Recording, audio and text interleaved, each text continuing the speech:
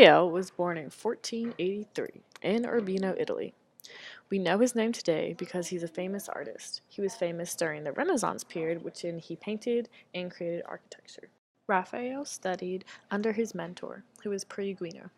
Also, Raphael had certain influencers, such as Fra Bartholomew. Raphael is most known for his Madonnas. Specifically in this documentary, I will be discussing Madonna of the Fish. Madonna of the Fish was created in 1513. The Madonna of the Fish by Raphael was not only important during the Renaissance time period due to its religious values, but is still unique and important in today's society. The artist and his techniques are highly valued in today's world.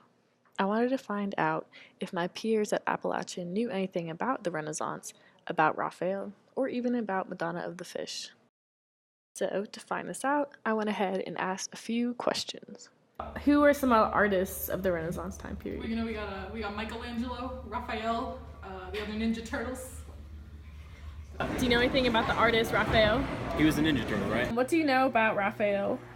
I know he was an artist who painted biblical pictures in churches, huge biblical scenes. That's all I really know. Do you know what some of Raphael's paintings look like? It's always the beautiful ladies, with the babies and stuff, right? Anything about Raphael's Madonnas? The Madonna was a woman who had just given birth and was holding her baby, and he idolized this because he had mama troubles. How would you describe the Renaissance in your own words? Intellectual enlightenment, increase of art, increase of engineering and science. Think of Da Vinci and great artists like Michelangelo. So stuff like that. Think of the Catholic Church too, being involved in a lot of stuff. So my peers are partially correct. Raphael was a famous painter during the Renaissance time period. But to get a better understanding of the uniqueness of Madonna of the Fish, you first must know the Renaissance time period. This was a time where it was almost the rebirth of the church. Religious ideals were highly valued, as well as its great revival of art, new technologies, and literature. Now is the time to embrace religious values of the church and to embrace more artwork. This was the prime time for Raphael to create his masterpieces containing the Madonnas for which he was most famous for.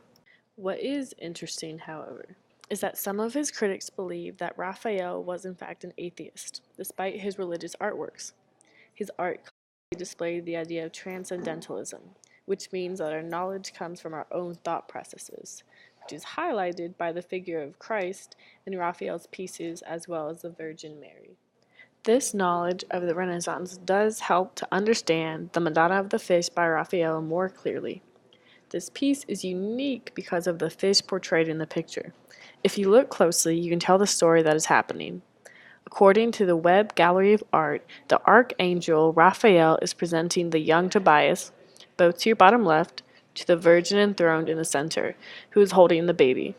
The Virgin in the center really displays the idea of purity and innocence.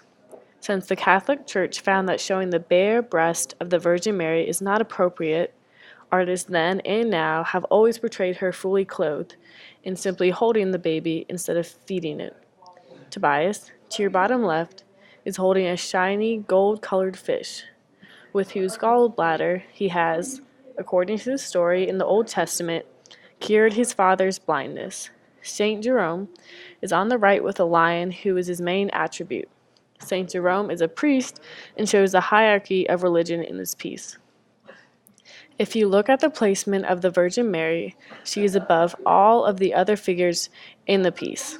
This is because she is a religious figure, and therefore religion is above all others. But also she embodies the idea of purity and grace. This picture is original, and the colors and exactly how it looks in Museo del Prado in Madrid, Spain, which is now its current resting place. The Madonna of the Fish, however, did not always stay in this museum. In 1813, the army of Napoleon brought the painting to France, where it was transferred from the original wood panel to canvas. The Madonna of the Fish was originally oil on panel and was transferred to canvas when Napoleon took it to France. Then it ended up in Museo del Prado in Madrid, where it rests today. Raphael died in 1520 in Rome, Italy. He died with a legacy. The Madonna of the Fish still holds significant religious values.